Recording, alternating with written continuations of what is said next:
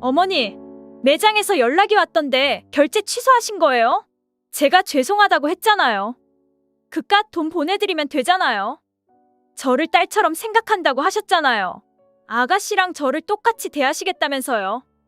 아가씨한테 학원 차려주셨으니 저한테도 혼수 정도는 해주셔야 공평한 거 아닌가요?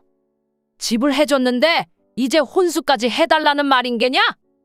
혼수만 취소인 것이 아니라 결혼도 취소다.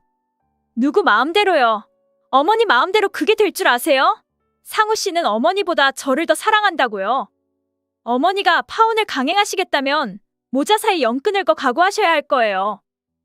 오늘 사연 속 과연 김복자 씨와 그 며느리 사이에 무슨 일이 있었던 것일까요? 인생 라디오 사연 시청 전에 구독, 좋아요, 알람 설정 먼저 부탁드리며 그럼 오늘의 인생 라디오 사연 바로 시작하겠습니다. 눈이 부시도록 화창한 날씨에 살랑살랑 창문 너머로 들어오는 바람마저 기분 좋은 어느 날 오후, 김복자 씨는 화장대 서랍장에서 오래된 화장품을 꺼내어 한참을 단장했습니다. 얼마 만에 하는 화장인지 삐뚤빼뚤 어설프기 짝이 없었지만 오랜만에 느껴보는 설레임은 세상을 아름다워 보이게 만드는 효과가 있었습니다. 거울 속의 김씨만 빼고 말입니다.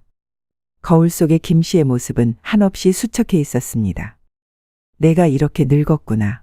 잠시 씁쓸했던 김씨는 다시 옷장을 열어 아들이 사준 예쁜 원피스도 입어봅니다.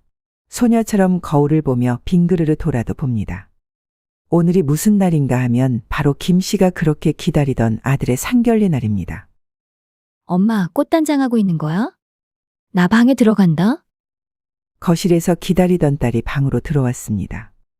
김씨를 한참 보더니 어머, 입술색이 이게 뭐야? 너무 촌스럽잖아. 가만히 있어봐. 내 거로 다시 바르자. 딸은 김씨의 입술을 발라주면서 눈시울이 붉어졌습니다. 아유, 늦겠다. 어서 가자. 보통 상견례 날에 형제들은 잘 안 간다던데 너는 왜 이리 적극적이니? 오빠가 회사에서 바로 간다잖아. 엄마 길도 잘 모르면서 상견례 늦을까봐 그래. 딸은 아직 회복한 지 얼마 되지 않은 김씨가 걱정되었습니다. 김씨는 위암 선고를 받고 삶의 끝자락에 놓였다가 수술과 회복이 잘 되어 완치 판정을 받고 난 후 오늘이 첫 나들이었습니다. 김씨는 너무나 행복했습니다. 단지 햇살을 맞고 있을 뿐인데 새 인생을 살아간다는 것도 모자라 새 식구가 생긴다는 것이 정말 꿈만 같았습니다. 김씨와 딸은 제일 먼저 도착했습니다. 설렘보다 더 큰 긴장감에 김씨는 누가 가슴에 북이라도 치는 것 같았습니다. 그 뒤로 아들과 예비 며느리 사돈 부부가 들어왔습니다. 김씨는 약간 풀이 죽는 듯 했습니다. 사돈댁이 잘 산다는 얘기는 들었지만 정말 명품을 모르는 김씨가 봐도 비싸 보이는 옷과 가방, 액세서리들 머리부터 발끝까지 너무 세련돼 보여 순간 자신의 모습이 너무 초라하게 느껴졌습니다. 포크를 들고 있는 김씨의 손은 오늘따라 왜 이리 더 쪼글쪼글해 보이는지. 안사돈과 비슷한 연배라고 들었는데 김씨 혼자만 세월을 정통으로 맞이한 듯 훨씬 나이 들어 보이는 자신의 모습에 위축되고 혹시나 자신 때문에 아들이 기죽을까봐 걱정되었습니다. 사돈댁이 먼저 이야기를 꺼냈습니다. 안사돈, 아이들이 결혼을 서둘렀으면 합니다. 올해를 넘기지 않았으면 좋겠는데. 날이 얼마 안 남았으니 식은 최소한으로 하고 나머지 것들에 신경을 좀 더 써주셨으면 합니다. 네, 그럼요. 아이들이 행복하게만 잘 살아줬으면 좋겠네요. 김씨는 사돈댁이 뭐라고 하는지 본인이 무슨 말을 하는지도 모른 채 그저 마냥 좋아서 내내 웃고만 있었습니다. 옆에서 지켜보고 있는 딸은 오빠의 결혼이 썩 내키지 않았습니다. 사돈 어르신들이 너무 형식적이고 오빠에게 애정이 별로 없어 보였기 때문입니다. 그렇게 상견례는 짧은 대화들과 예비부부의 시시콜콜한 이야기들로 비교적 간단하게 끝났습니다. 예비 며느리는 김씨의 집에서 멀지 않은 오피스텔에 혼자 지내고 있었습니다. 김씨는 마른 체형에 밥도 한번 안 해봤을 것 같은 예비 며느리가 혼자 밥이나 잘 챙겨 먹고 다닐까 걱정이 되었습니다. 새아가 시간 될 때 들러서 반찬도 가져가고 식사도 하고 가렴. 예비 며느리는 정말 하루가 멀다 하고 김씨의 집으로 놀러 왔습니다. 어느 날부터는 아들이 집에 없을 때에도 김씨의 집으로 퇴근을 하기도 했습니다. 어머니, 식사하고 계셨어요? 그래. 오늘도 힘들었지? 어여 와서 한술 들어라. 상우는 오늘 야근이라던데. 알고 있어요. 어머니 그런데 반찬이 왜 이렇게 다하해요? 입맛 없는 반찬밖에 없네요. 저 매운 닭볶음탕이 먹고 싶은데 해주시면 안 돼요? 가까워질수록 새로운 모습을 보여주는 예비 며느리의 모습에 김 씨와 딸은 적잖이 당황되었습니다. 언니, 엄마가 아무리 완치가 되셨어도 매운 음식 드시는 건 아직 안 드세요. 어머니는 간을 안 보시고도 만드실 수 있으시잖아요. 지금 엄마더러 드시지도 못하는 걸 만들라고 하는 거예요? 그래, 세아가. 지금은 재료가 없으니 다음번에 꼭 만들어 놓으마. 오늘은 입에 맞는 반찬이 없어서 어떡하지? 이따 상우 씨 오면 배달시켜서 같이 먹을게요. 그래, 상우도 같이 먹으면 심심하지도 않고 좋아하겠구나. 김 씨는 예비 며느리가 아들 방으로 들어간 것을 보고 뒤늦게 울그락불그락하고 있는 딸의 얼굴을 보았습니다. 엄마, 상이야, 어렵지 않은 환경에서 자라면 그럴 수 있어. 자, 우리 어서 치우고 드라마 보자. 김 씨는 딸이 무슨 말을 할지 대충 짐작이 갔습니다. 하지만 입 밖으로는 내면 안 될 것 같아서 빠르게 말을 돌렸습니다. 엄마, 오늘 저녁은 예약해둔 레스토랑으로 늦지 말고 오세요. 그럼. 아이고, 아들 덕에 비싼 레스토랑도 가보고 요즘 엄마는 구름 위에서 사는 기분이란다. 뭘 이 정도 가지고 그러세요. 이제는 꽃길만 걷게 해드려야지, 우리 엄마. 으이그, 회사 늦겠다. 어서 출근하렴. 잘 다녀와. 오늘은 김 씨의 생일입니다. 비싼 레스토랑은 상견례 이후로 처음인 김 씨는 못내 옛 생각에 뜨거운 눈물이 났습니다. 아침으려는 새벽 시장에서 40년이 되도록 쉬어본 적도 아프다고 늑장을 부려보지도 않았던 김 씨는 가게 문을 닫아본 적이라고는 30여 년 전 남편을 보낼 때 외에는 없었습니다. 남편이 불의의 사고로 갑작스럽게 너무 일찍 세상을 떠나고 홀로 어린 두 아이를 책임져야 한다는 책임감에 슬퍼할 겨를도 없이 그렇게 하루하루를 일을 하며 버티며 살았던 세월들이 어느덧 아들과 딸을 성인으로 키워냈고 김 씨는 멈추고 나니 병들어 있는 자신이 보였습니다. 잘 자란 아이들과 통장에 차곡차곡 쌓인 돈과 바꾼 건강이었을까요? 이대로 아프지만 않으면 이제 행복만 남았을 김 씨가 청천벽력과도 같은 위암 선고를 받게 되었던 것이었습니다. 하지만 하늘은 생각보다 무심하지 않았습니다. 김 씨는 완벽히 완치가 되었고 다시 행복한 일상 속으로 돌아가기 시작했습니다. 마치 그간 세월을 보상이라도 받는 듯이 말입니다. 엄마, 이거 내 선물. 엄마도 명품백 하나 정도는 있어야지. 아끼지 말고 꼭 들고 다녀야 해. 엄마, 저는 뭘 좋아하실지 몰라서 봉투로 준비했어요. 그리고 자, 여기 엄마 닮은 꽃다발.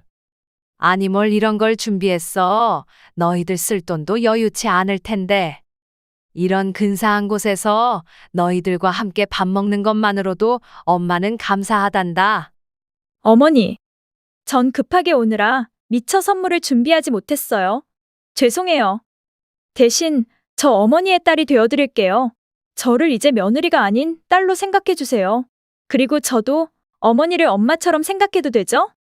그럼 그보다 더 귀한 선물이 어디 있니?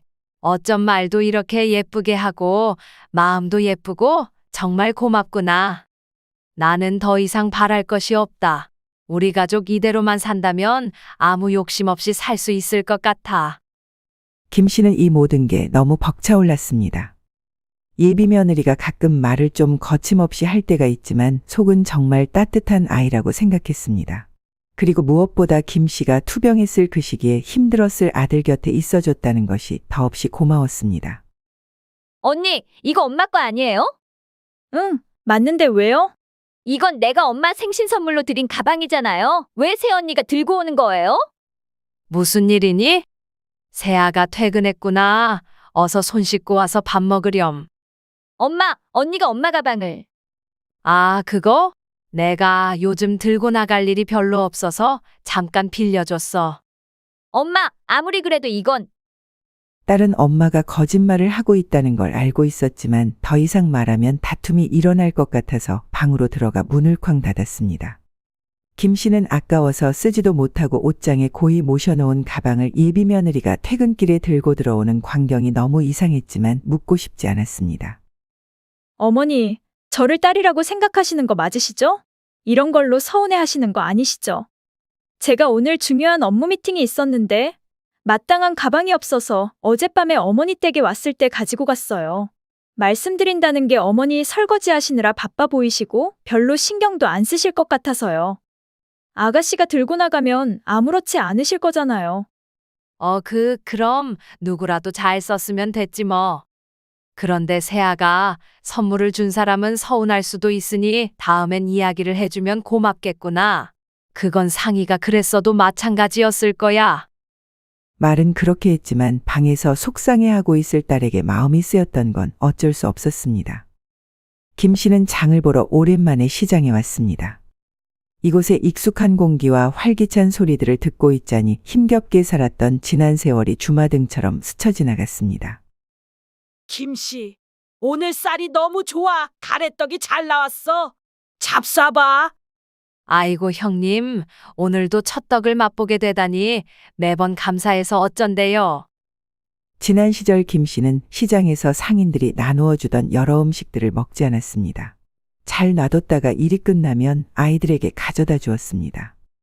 남편도 김 씨도 어렵게 살아와서 남편이 남겨두고 간 돈이 거의 없었기 때문에 아이들에게 특별한 간식을 사줄 여유가 되지 않았기 때문입니다.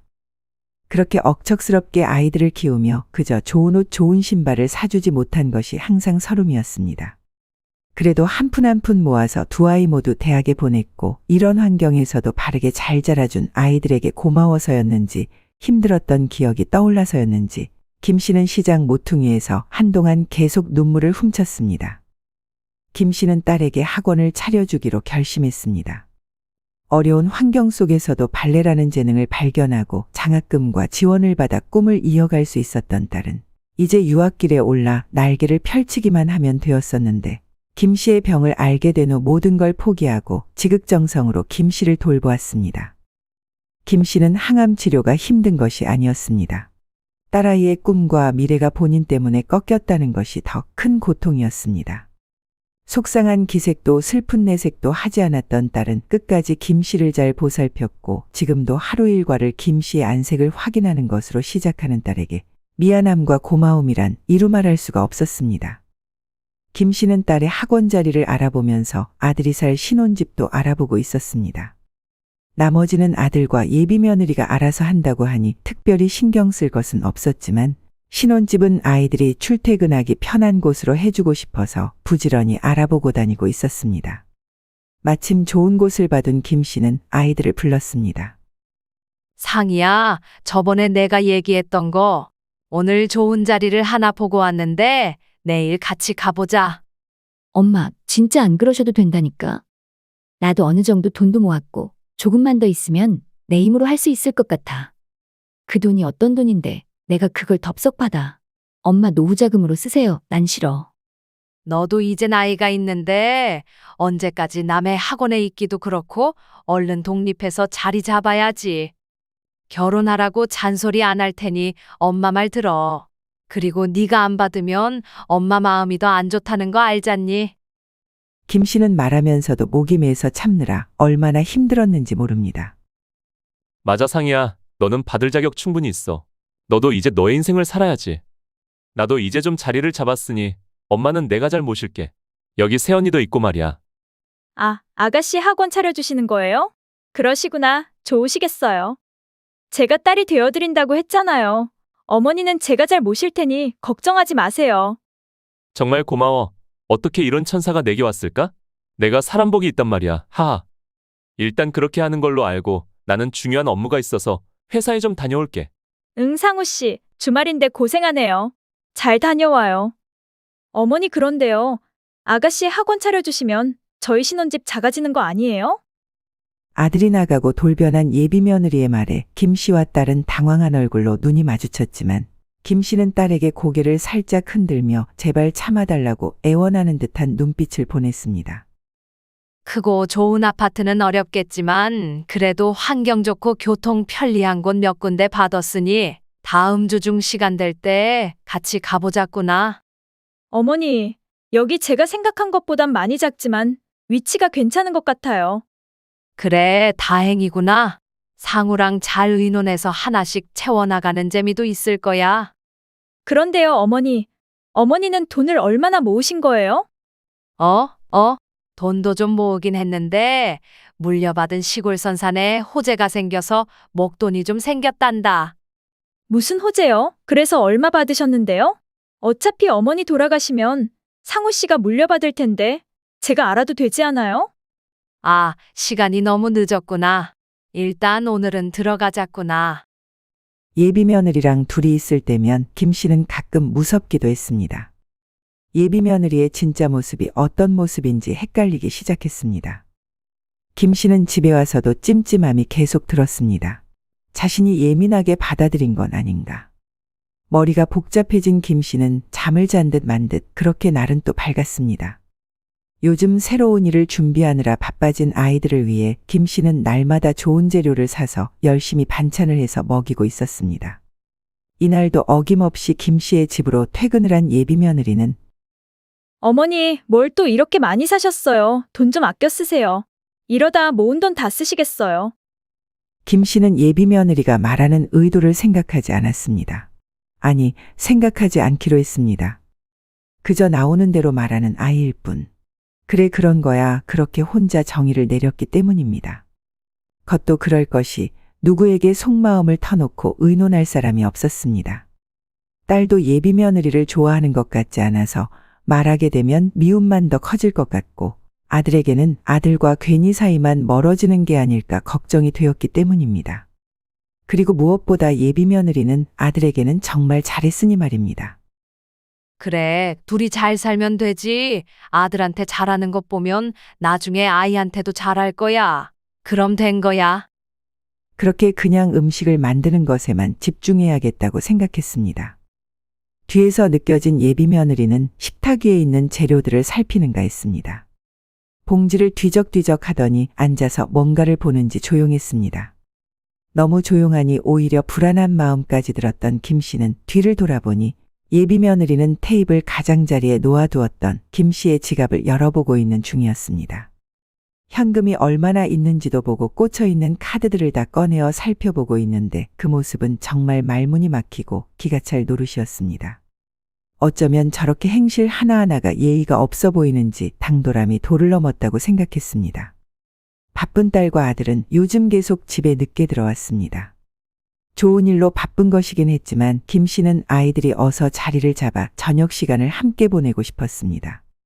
어쩌면 예비 며느리와 둘이 있는 시간들이 너무 힘들어서 누구라도 함께 있어주기를 바랐는지도 모릅니다.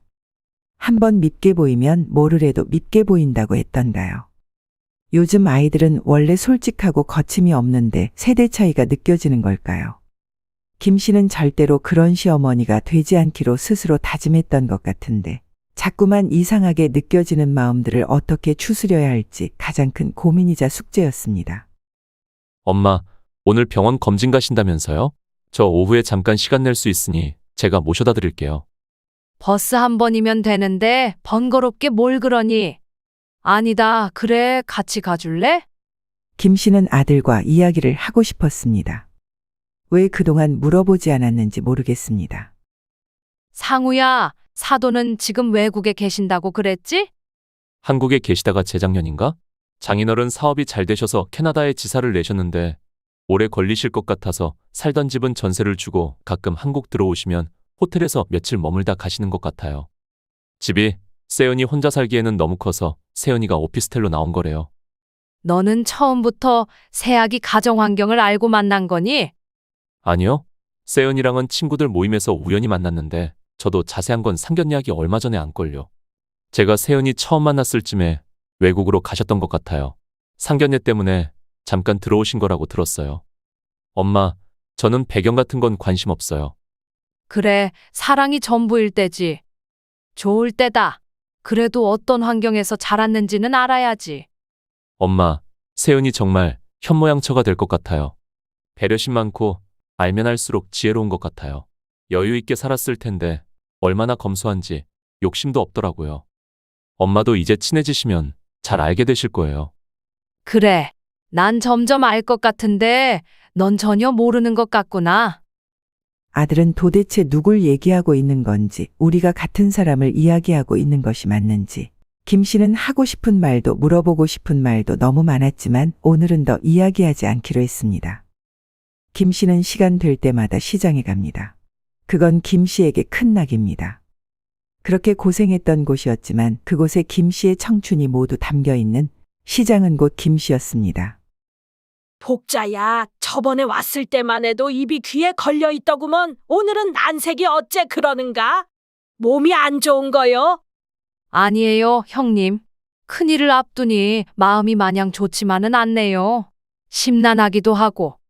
똑똑한 애들이잖아. 뭘 걱정을 해. 아이들이 알아서 잘할 거요. 에휴, 저기 다듬을 파나 좀 줘봐요. 김 씨는 하소연을 하고 싶었습니다. 예비 며느리 흉도 보면서 어떻게 해야 할지 조언도 구하고 싶었습니다. 하지만 끝내 속풀이는 하지 못하고 팔을 다듬으며 속도 다듬어야 했습니다. 김 씨는 집에 일찍 들어가는 것이 싫었습니다. 예비 며느리는 일이 끝나면 또 집으로 올 텐데 딸과 아들은 계속 늦어서 단둘이만 있어야 하는 것이 이제는 두려웠기 때문입니다. 김 씨가 계속 늦게 들어가서 집을 비우면 예비 며느리도 한동안 저녁에 오지 않을 거란 생각에 시장에서 늦게까지 있었습니다. 그리곤 무거운 발걸음으로 집에 도착했는데 현관 밖으로 다투는 소리가 들렸습니다. 나도 이제 어머니 딸인데 딸이 엄마 방에 들어가는 게 뭐가 이상하다고 이러는 거예요? 아가씨는 어머니 방에 들어갈 때 허락받고 들어가나요? 참나, 말이야 막걸리야? 언니, 아직 결혼식도 안 올렸는데 아무도 없는 집에 들어와서는 엄마 방에 들어가서 여기저기 뒤적거리고 있는 게 그럼 정상인가요? 뭐예요? 그럼 내가 비정상이란 말이야? 그만들 해라. 무슨 일들이니? 엄마, 집에 들어와 보니 언니가 엄마 방 서랍을 열어보고 있더라고. 솔직히 저번 가방 때도 기분 안 좋았는데 또 이러니까 화나잖아. 아무리 결혼할 사이라도 예의는 지켜야지. 상희는 방으로 들어가고 세은이는 밤이 늦었다. 괜히 상우 와서 이런 상황 보면 좋을 것 없으니 어서 들어가 보거라. 김 씨는 이번에도 묻지 않았습니다. 방에 왜 들어갔는지 궁금하지 않았습니다. 알고 싶지도 않았습니다. 만약 걱정하던 일이 벌어졌을 때 어떻게 대처해야 할지 아직 생각에 정리가 되지 않았었고 이것이 아들의 행복이라고 생각을 하며 어쩌면 현실을 부정하고 외면하고 있었는지도 모르겠습니다. 그저 예비 며느리의 상식밖의 행동들에 지쳐만 갔습니다. 며칠 뒤 김 씨는 서먹서먹한 분위기가 집안에 감도는 것을 더 이상 보고만 있을 수는 없었습니다. 예비 며느리를 불러서 맛있는 것을 먹이며 잘 지낼 수 있도록 타이를 생각이었습니다. 요즘 젊은 사람들에게 인기가 있다는 곳을 딸에게 물어봐서 예약을 해달라고 부탁을 했습니다. 그리고 먼저 가서 깊은 숨을 한번 내쉰 뒤 예비 며느리를 기다렸습니다. 어머니, 이런 곳을 어머니가 어떻게 아신 거예요? 여기 비싸고 예약도 어려운데 우리 어머니 신세대시다. 마음에 드니 다행이구나. 맛있게 먹고 기분 전환이 좀 되었으면 좋겠구나. 어머니, 제가 저번에 어머니 앞에서 아가씨랑 다퉈서 많이 속상하셨죠? 정말 죄송해요. 저도 억울해서 그랬는데 제가 경솔했어요.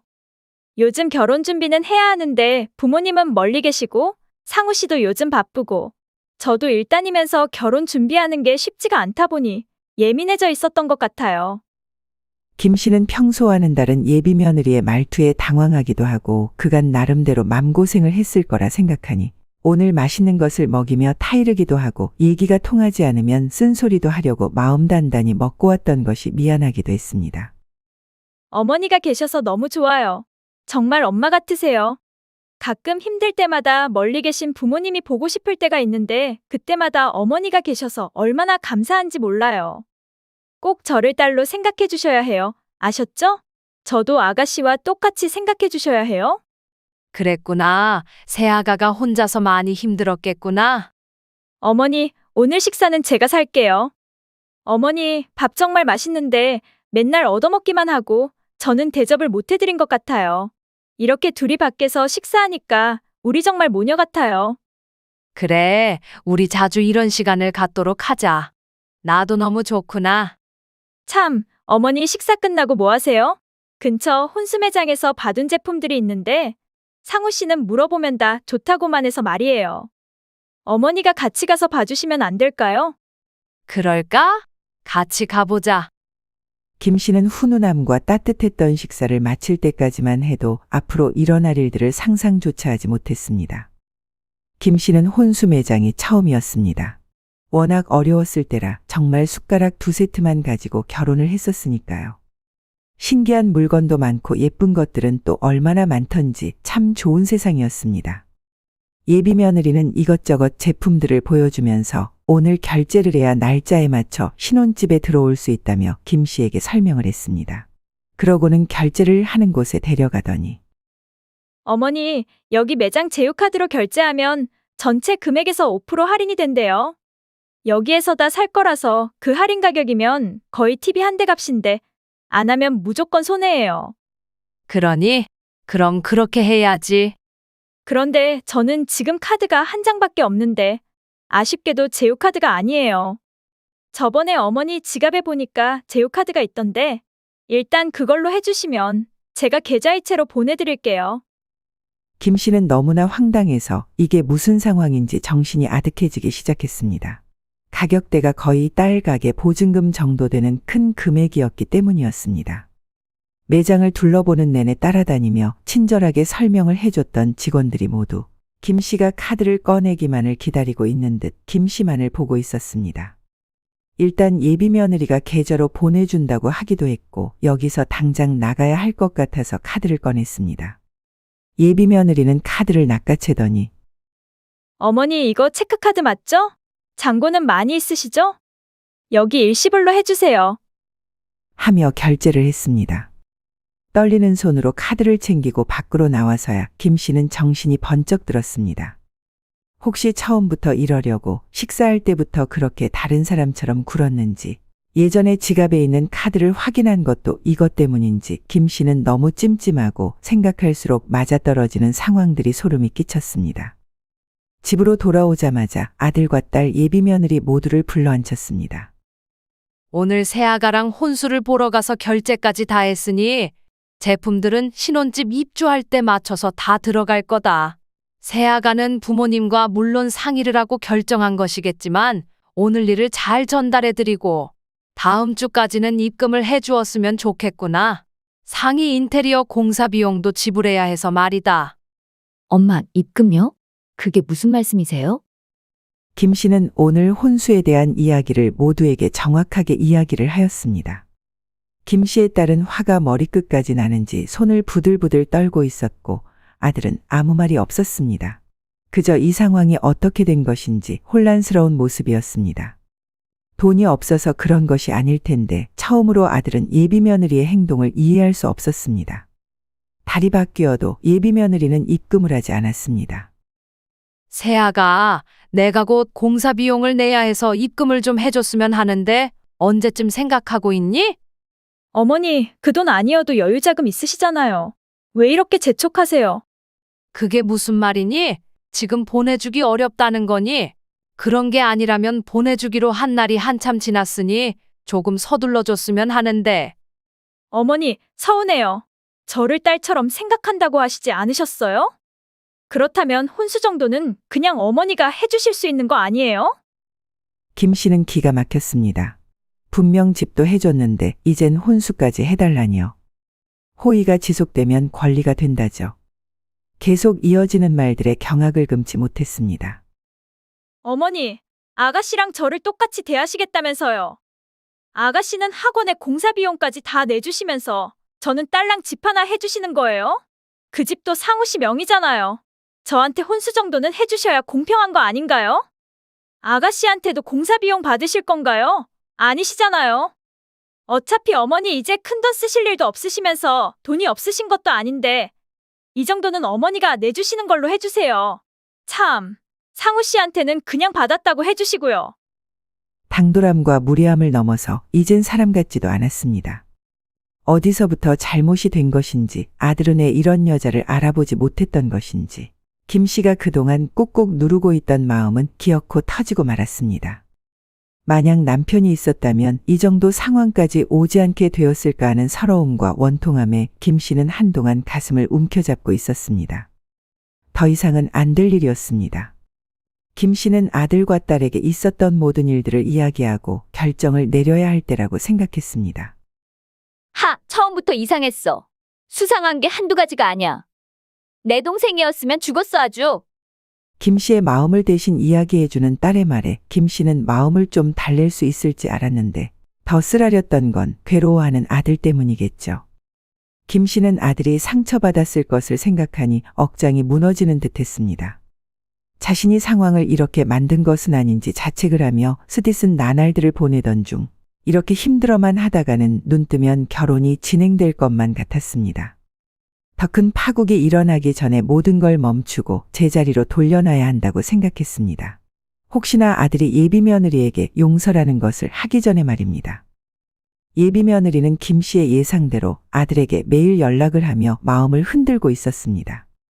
하지만 김 씨의 예상과는 다르게 김 씨의 아들은 엄마에 대한 마음과 여동생에 대한 고마움과 미안함이 항상 삶에 너무 컸기 때문에 예비 며느리가 그동안의 일들을 다 알게 된 아들을 흔드는 것은 쉽지 않았습니다. 김 씨는 혼수 매장에 가서 결제를 취소했습니다. 위약금이 있었지만 지금 김 씨에게 그런 것은 중요하지 않았습니다.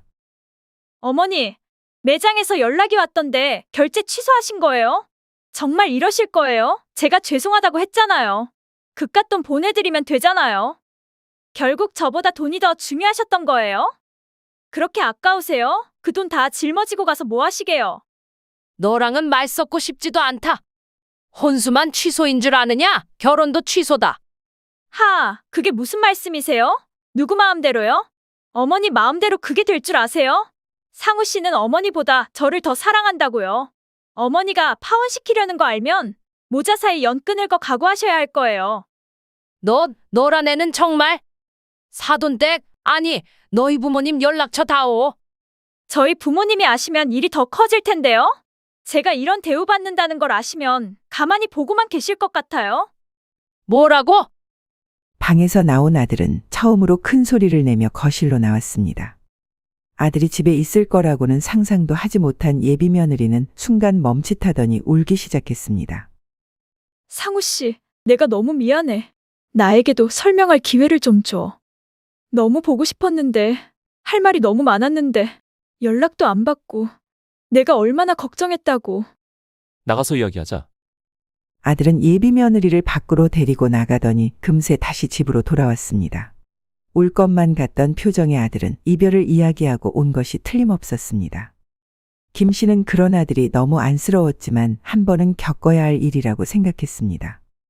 역시나 김 씨의 예상처럼 아들은 그날 예비 며느리에게 파혼을 선언했고 아들이 받아주지 않자 그 뒤로 예비 며느리는 다시 김 씨에게 매일같이 전화를 했습니다.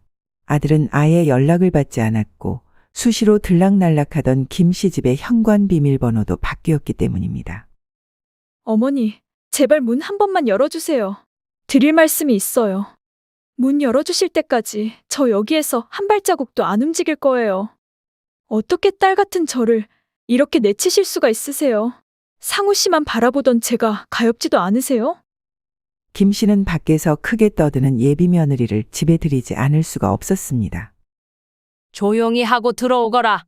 내가 정말로 너한테 물어보고 싶었던 것이 있었다. 김 씨는 더 이상 실망할 것도 없었고 그렇다고 다시 받아줄 마음은 더더욱 없었습니다. 우리 상우를 정말로 사랑하긴 한 거니? 예비 며느리는 다시 눈물을 터뜨렸습니다. 그럼요, 어머니. 그날 아무도 없는 집에서 내 방에는 왜 들어간 거니? 싫어서요. 뭐라고? 싫었어요. 상우 씨를 만나면 상우 씨는 언제나 가족 이야기를 했어요. 아픈 엄마와 고생하는 동생에게 늘 미안해하면서요. 저는 항상 그 다음인 느낌이었어요. 그런데 어머니를 뵙고부터는 어머니가 좋아졌어요. 정말로 어머니의 딸이 되고 싶었는데 어머니는 저를 보는 눈빛과 아가씨를 보는 눈빛이 다르셨어요. 그래서 저희 흔적을 더 많이 남기고 싶었어요. 저도 딸이니까요. 그래서 상이가 준 물건을 망가뜨려 놓은 거니? 어머니. 내가 모를 줄 알았니? 화장대에 있는 상의 립스틱은 뭉개져 있고 상이가 사준 가방 안쪽에는 칼로 그은 것 같은 자국들이 있던데. 세은아, 이건 사랑이 아니야. 뭐든지 지나치면 독이 된다고 하잖니. 과한 욕심이 집착이 되는 것이고 그 집착이 파멸을 일으키는 거란다. 그냥 우리 가족의 일원으로 살면 안 되는 거였니? 상우도 상희도 세은이 너도 각각의 특별함이 있단다. 너는 너대로 귀한 며느리였어. 예비 며느리는 더 이상 말을 하지 않고 울기만 했습니다. 김 씨는 그런 예비 며느리를 보며 불쌍하다는 생각이 들었습니다. 부족한 것 없이 곱게 자랐을 부잣집 아가씨가 왜 이런 마음의 병이 있는지 도무지 이해가 가지 않았습니다. 상우 오기 전에 들어가 보는 것이 좋을 것 같다.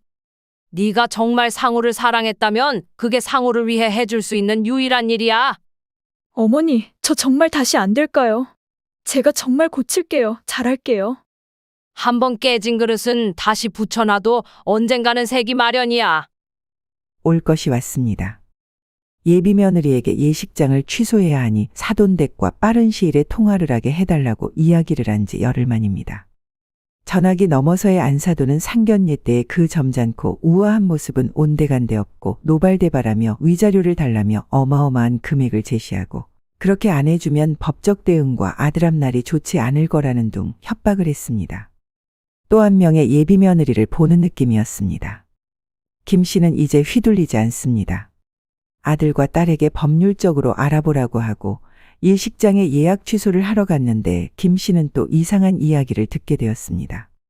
신부 측은 계약금 등 모든 비용을 식이 끝난 뒤에 후불로 내기로 했다는 것입니다. 정말 이상했습니다. 김 씨는 딱 한 번 가봤던 예비 며느리의 오피스텔로 발걸음을 옮겼습니다. 어쨌든 결혼식장 취소도 알리고 사돈댁의 요구사항에 대해 이야기도 할 겸이었습니다. 그런데 그 집에는 아무도 살고 있지 않았습니다. 경비실에 가서 물어보니 세입자가 월세를 못 내서 비워둔 지 석 달쯤 됐다고 합니다. 아들에게 물어보니 모르는 눈치였고 김 씨는 너무 수상했습니다. 부잣집에서 딸 월세도 못 내주고 혼수도 안 해주고 딸의 결혼이 무산이 되었는데 돈만 요구하다니 말입니다. 김 씨는 아들이 소개로 만났다는 것을 기억하고 친구들을 통해 수소문을 좀 해보라고 했습니다. 의심쩍은 것들이 한두 가지가 아니었습니다. 아들은 전에 들었던 이야기들을 듣고 떨리는 목소리로 김 씨에게 말했습니다. 엄마, 세은이와 가장 친했던 친구 이야기인데 세은이가 어릴 때 부모님이 이혼을 하셔서 친척 집에서 오래 살았다고 해요.